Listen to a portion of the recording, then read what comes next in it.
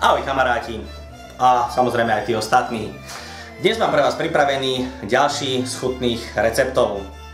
Recept ako taký nemôže byť chutný, ale ten výsledok určite chutný je, pretože mi to už povedalo zo pár ľudí, ktorí okoštovali. Dnešný recept bude recept na paštiku. Je to recept, ktorý máme od svokrovej sestry, teda tety Jany, týmto by som jej chcel zaďakovať. Ujal sa u nás v rodine a chutí teda nielen nám dospelákom, ale aj našim malým špuntom, takže oni by vám vedeli povedať, ako im paštika chutí. Takže základom dnešnej paštiky je slanina na topenie, ďalej pečienky a smotana na šľahanie, čiže obyčajná šľahačka. Samozrejme nebudú chýbať koreniny, základom majoránka, zmes korenia, samozrejme aj samotná soľ, pokiaľ máte slané korenie, tak nemusíte, a čierne korenie, čerstvo namleté, používame my. Základ aj hmotnosti, ktoré sú, sa tvorí tak, že na kilo slaniny ide 3/4 kg pečienok. Ako ste si všimli, ja už mám slaninu nakrájanú, kuracie pečienky, ktoré použijem v tomto prípade a používame ich najčastejšie. Môžete použiť aj morčacie pečienky, môžete použiť aj bravčovú pečienku, samozrejme podľa chutí. My máme osvedčený tento recept s kuracími pečienkami, je to naozaj chutné, takže podľa toho si môžete v budúcnosti obmeniť. Namiesto pečienky alebo ku pečienke môžete použiť povedzme ešte aj bôčik, prípadne tí, ktorí sú takí fajnšmekri, môžu použiť napríklad srdce, prípadne zúziky, či už morčacie alebo kuracie. Teraz sa ideme pustiť do pečeňovej paštiky. Keďže sme si nakrájali slaninku, ja mám trošku viacej, aj pečienky, aj slaninky, takže urobíme si takú väčšiu dávku. Slaninu si najskôr pomelieme v mlíčeku. Treba dávať pozor, je to náročnejší proces, tá slanina sa melie trochu ťažšie, pretože sa zvykne vrácať naspäť zo šneku hore, ale netreba si z toho nič robiť, treba ju tam vždycky trošku potlačiť a občas aj premiešať s pečienkou. Ja tu mám už svojich pomocníkov, takže tak, ďakujem.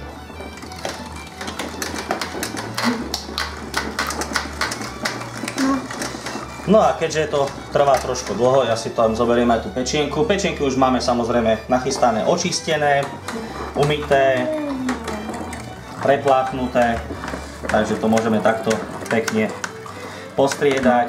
Ďakujem.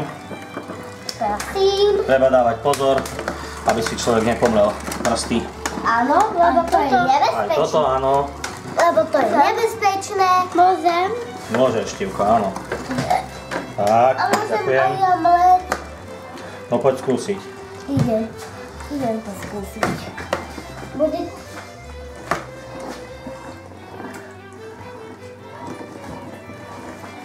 No čo, ide to? Aha. Môžem. Teraz slaninku. Slaninku, tu budeš tymleť. No, samozrejme, tieto zábery nie sú vhodné pre slabšie povahy a vegetariánov. Žiaľ, trtí sa tu pečienka. Stačí Števlko, teraz daj slaninku. Tak, ďakujem. No čo, Janu, ide? Jasne, že. Tak, super. Trošku potlačíme.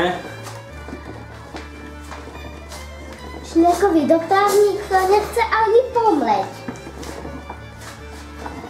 Ale ide mu to. Tak, toto je také namleté, takže to môžeme dať sem. Môžem? A dáme, teraz pečienku nie, Števko. Toto? Tak, no a keďže nám to bude chvíľku trvať, tak my sa vrátime, už keď to bude všetko zomleté. Áno. Áno, bude všetko. Paštika bude hotová. Ty si ale silný. Máme sem leto. jak by povedali v jednej rozprávke.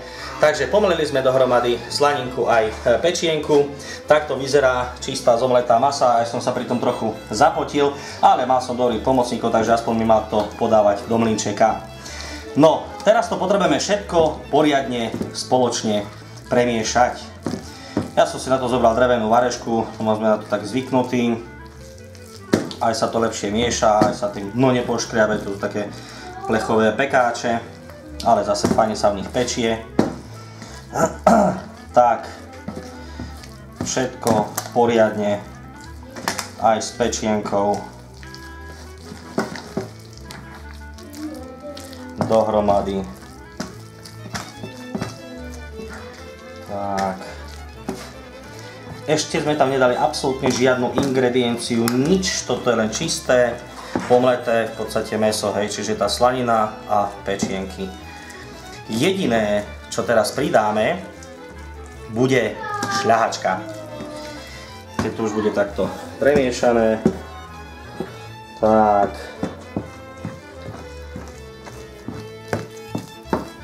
výborne.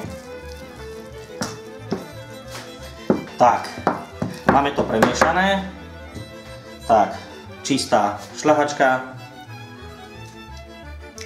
Na šľahanie, ja som aj vypil samotnú. Tak, normálne, pekne, opatrne poliať mäsovú zmes a ešte opatrnejšie vymiešať, alebo teda vymiešať šľahačku do tejto hmoty. Tak, veľmi opatrne, aby nám to nevyčvachtlo.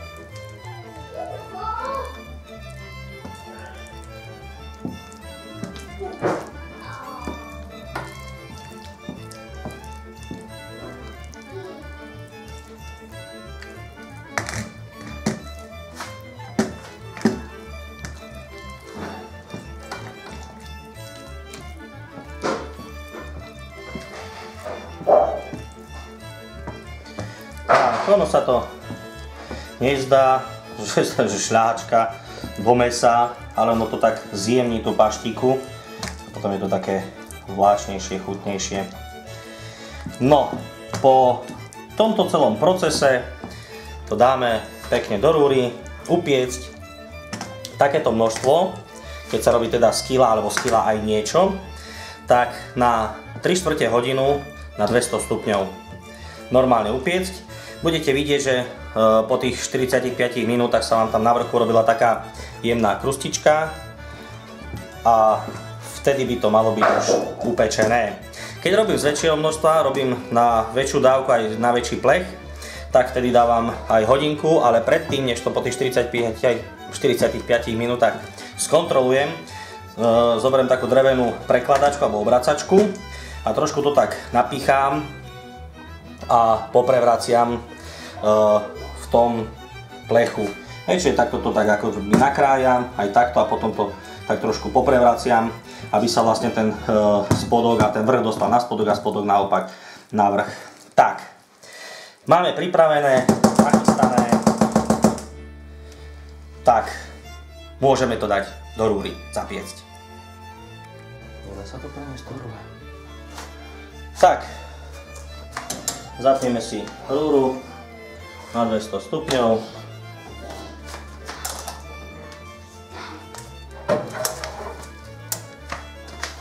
A ideme piecť. Tak, vypneme rúru a vyberieme si upečenú.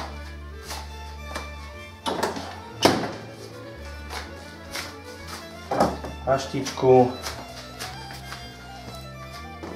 Tak, vidíte, že hore je taká krusta. Ja som to medzi tým už teda premiešal, lebo toho bolo viacej.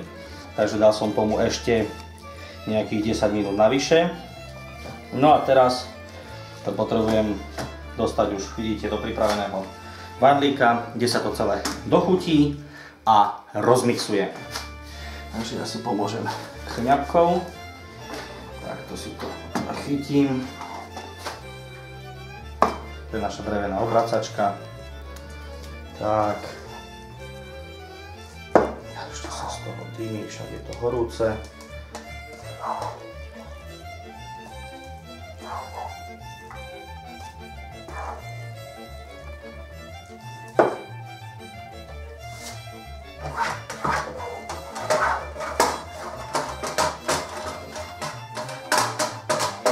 Tak, parádna, upečená zmes.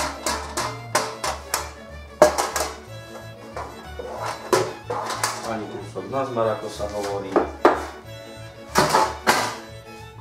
Tak, no.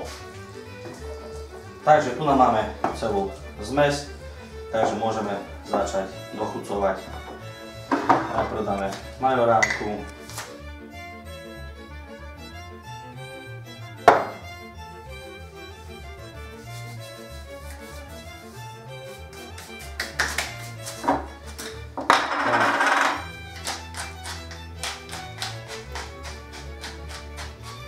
Korenie,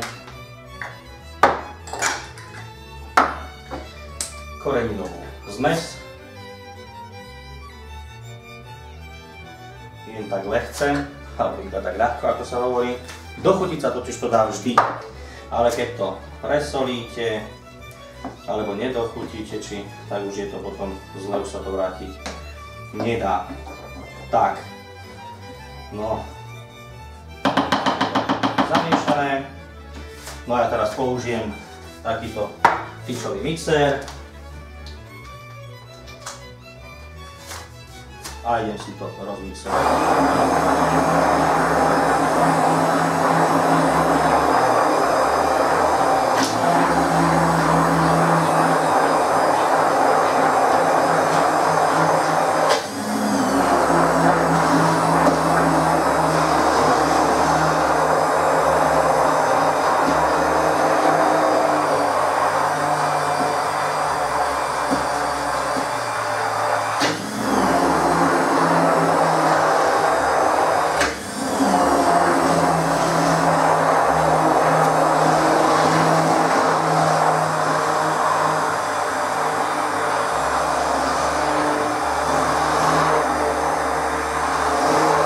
No, paráda.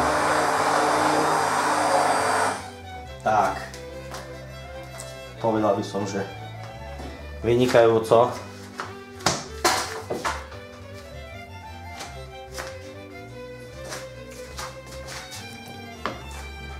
Dôležitá úloha. Teraz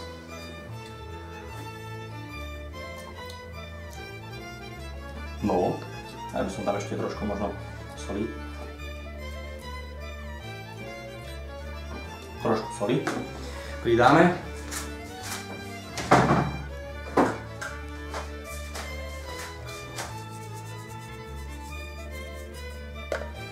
Tak, poprášime.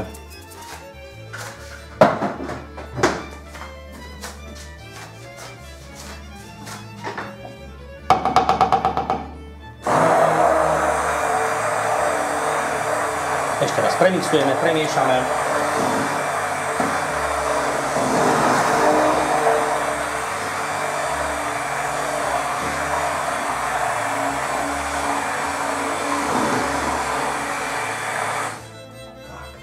Ja si myslím, že stačí.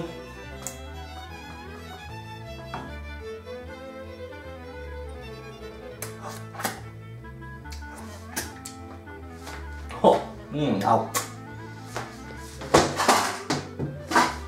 No.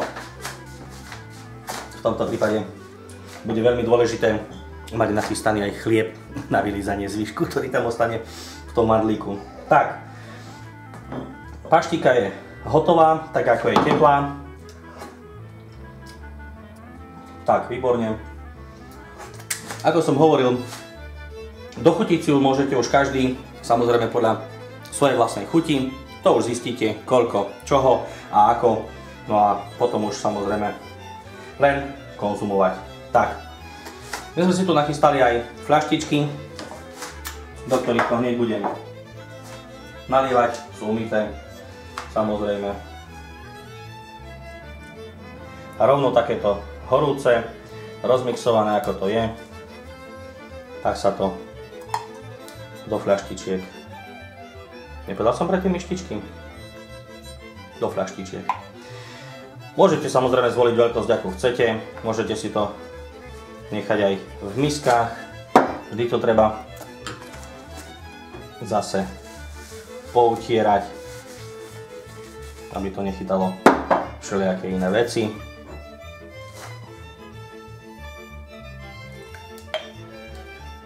No, ja si toto teda zatiaľ naplním a potom si povieme niečo na záver.